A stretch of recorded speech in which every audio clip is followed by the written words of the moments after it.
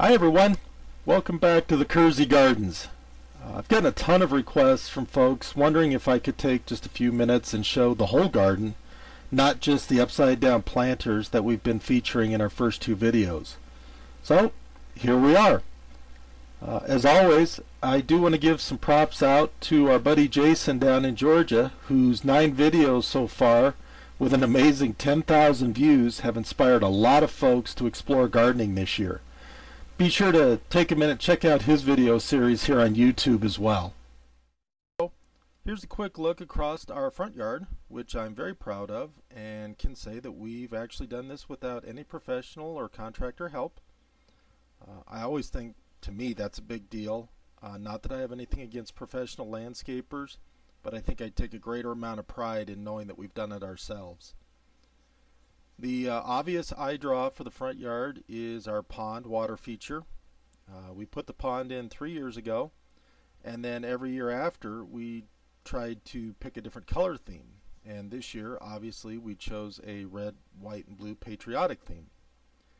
Over here on the side of the pond is our yellow columbine, which really popped open earlier this week. And along with the columbine, here's the first of 3 lily beds that we have. I'm a big fan of daylilies. They're very hardy and should start blooming probably later this month and run all the way through the first frost. The second set of lilies actually grows here on the side of my wife's rose bed. These are all Asiatic lilies with some Easter lilies added in. Every year my wife comes over and adds another lily to the mix. You'll notice here that there are several buds on top of the plants, and I would expect that these should be ready to pop probably anytime in the next week or so. Along with the lilies, we've got 6 to 7 different rose plants. The first bloomers this year include our Pope John Paul II, which is starting to bloom now, and we also got this bloom this week on our peace rose. Really beautiful flower on that one. Finally, in our upper bed here, our spring blooms are in full swing, primarily our columbines and our bleeding heart plants.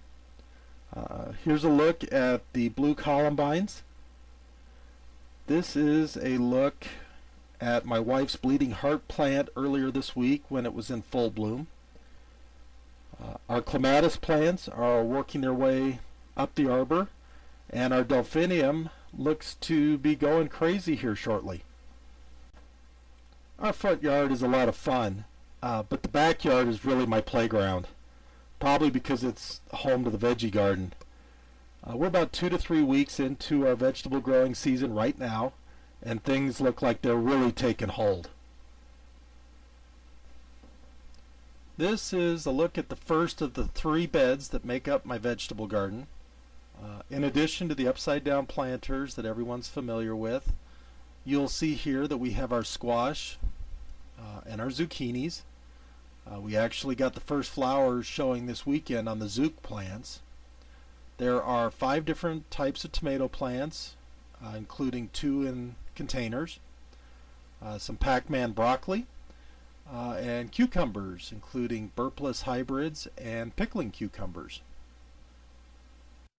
This is our main and original garden bed with our corn and beans.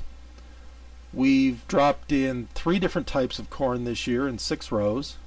Ruby Queen, a red colored variety, the traditional favorite peaches and cream, and new for this year, Burpee's early and often corn.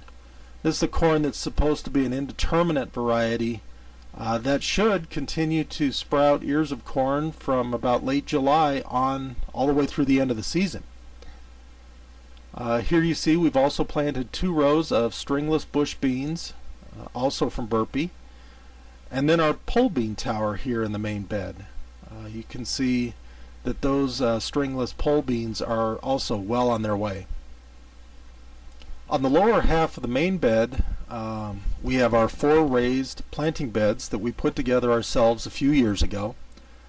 In one of our next videos that we'll post up here in a couple of days, I take a few minutes and show folks how easy and cost effective it is to actually make your own raised beds. Two of the beds house our favorite fruit, strawberries. I always tell folks to look for day neutral, or as we did, ever-bearing strawberries. These will continuously give you a good harvest starting here in the next few weeks and then run through the rest of the summer. Here's a look at our tomato and pepper beds. You can see here 3 more of our tomato plants, a big boy, a Carolina Gold, and a beefsteak. Since peppers don't tend to bush out as much as tomatoes, we were actually able to fit 8 different plants in this raised bed. Our peppers are admittedly struggling a little bit right now, mainly because we've had very wet and cool temperatures over the past couple of weeks. I expect as soon as we hit a warm stretch here shortly that the peppers can get some heat and they're really going to take off. The last thing here in the lower half of the main bed is one of my fun experiments this year, and that's potato bags. Up until this year, I'd never even tried potatoes, but this year we found these flexible fabric containers and decided to try both some russet and Yukon yellow potatoes. As you can see, the plants are working their way upward, and after this video I actually need to go back in and cover up the sprouts some more. Finally, here's our lettuce bed with several heads being very close to being ready to pick. In addition to the easily recognizable romaine lettuce, we also have iceberg lettuce and a bistro blend. Great thing about lettuce is that it can be planted early as it's very frost tolerant and then has a pretty short growing period. I really think we'll probably be enjoying salads later this week. So somehow with all of that we came up with between 13 to 15 different veggies and stuff that we were able to plant in this year's version of our garden. So I'm pretty pleased with all the variety and how things are taking off. As I mentioned before, I'm a huge fan of daylilies, and this is a look at our backyard lily bed. You can see these are off to a great start this year, and we should start seeing flowers here in the next few weeks, and they'll run all the way through the end of the season. This is our first scarlet red Asiatic or tiger lily that just popped open yesterday. And with all the buds on top of this plant, I'd expect we're probably going to see many more flowers pretty soon. Also alongside of the daylilies, you can see our 3-year-old coneflower plants. As these explode with color later this summer, we'll be sure to include them in some of our future updates as well. Like we didn't already have enough veggies, I decided to add a container garden this year off the end of our back patio. A total of 18 pots in all. The whiskey barrels we actually had from previous years, but the other pots we were able to find on sale at various stores and garage sales. So just for the heck of it, we popped in a bunch more peppers and tomatoes. In the whiskey barrels, you'll notice that we actually dropped in some dwarfsky blueberries that are actually designed specifically for container gardening. Finally, before we leave the backyard, a friend of mine stopped by yesterday and asked me if these were actually a weed growing in a nice straight row. Well, of course they're not. This is actually my wife's new sunflower bed. The 3 rows should give us a great look this fall. We have American Giants in the back, and those are supposed to grow up to like 10 or 12 feet.